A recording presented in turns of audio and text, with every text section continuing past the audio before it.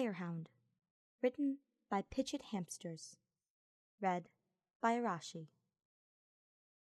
Hubert must be having a nightmare, because there is no way on this bloody planet that Ferdinand von Aegir, Prime Minister of the Empire and husband to Hubert, just walked into his office with a dog on a leash. "Look who I found, Hubert," Ferdinand says cheerfully, clearly choosing to ignore the horrified look on Hubert's face. "Tell me you did not." Hubert pinches his brow between gloved fingers. "Please, dear goddess," he prays, "I know you have never answered my prayers before, but please, just this once." "His name is Reginald." "That is what I feared you would say," Hubert says. "How did you come to acquire this beast?" "Oh, stop being so dramatic," Ferdinand says. "I found him outside the palace on my walk this morning. He looked so sad and lonely, so I had to take him in." Ferdinand kneels next to the dog and scratches it behind the ears. The dog looks pleased, and it nuzzles its head into Ferdinand's hand. Hubert frowns at the thought of that hand touching him at a later time. "You came across so many strays at Garrigmach," Hubert sighs. "What made this one so irresistible?" Ferdinand looks at him, dumbfounded. "He is an Hound. It was meant to be." Hubert opens his mouth, but Ferdinand interjects. "And you don't have a say in this one. I'm keeping him." "Fine, but you know very well how I feel about dogs," Hubert says, a little deflated.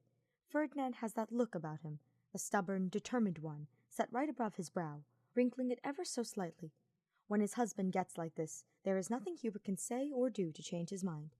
"I know, and I will make sure he is taken care of," Ferdinand says, but Hubert has a feeling he's speaking more to the dog at this point. "Very well. I guess I will be seeing you and Reginald. Yes, Reginald. Later then," Hubert says, punctuating his discomfort with another long sigh. Ferdinand smiles. "Of course," he says, leading the dog away. Hubert has a sudden thought. "Ferdinand, he will not be permitted in the bedroom," he calls. If Ferdinand hears him, he makes no mention of it. And then he and the dog are gone. Hubert's hatred of dogs began somewhere between the time he and Lady Aegir were attacked by the royal palace bulldog and when he watched his father's hunting dogs ravage a wild pig. Somewhere between those two events did Hubert learn that dogs were no more than demons lurking under the skin of beasts, and he found no attraction to them. In fact, he was greatly disquieted by them, and would go to great lengths to avoid crossing paths with them.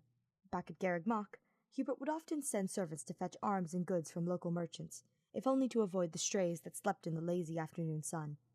Luckily, Ferdinand does not bring the dog into the bedroom, although he allows it in the dining room while they eat dinner. It sits in the corner of the room, quietly chewing on a bone, watchful eyes flickering between his owner and Hubert.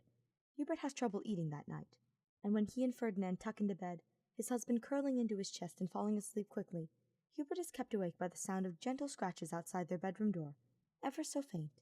He imagines Reginald bursting down the door and galloping towards the bed, Largers flopping and jumping onto the bed where his dear husband sleeps. What would happen next, Hubert cannot say, but he imagines terrifying scenarios until his mind shuts down from sheer exhaustion and paranoia. The crack of dawn wakes Hubert, like it always does, no matter how late he has stayed awake. The morning light trickles in behind his eyelids and forces him from his fitful slumber, and Hubert opens his eyes, only to see Reginald the dog lying next to him, where his husband should be. His first thought is one of pure terror, and he looks around the room frantically. Did Reginald eat Ferdinand in his sleep? But no, Ferdinand's cloak is gone, which must mean that he's gone, which would explain how the dog got in the room. But, dear goddess, some warning would have been nice, he thinks, his heart pounding 1,000 miles a minute. Reginald does not seem bothered by Hubert's panic, as he simply stretches his paws out in front of him with a small yawn.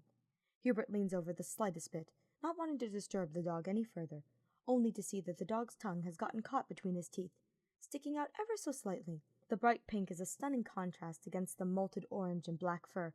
The hound looks a bit silly, and it makes Hubert smile, just the tiniest bit. He hovers one hand over the dog's sleeping form, unsure whether his touch would startle the dog, but it looks so peaceful up close, and with its tiny tongue sticking out from its mouth, it looks like it could do no harm. Ever.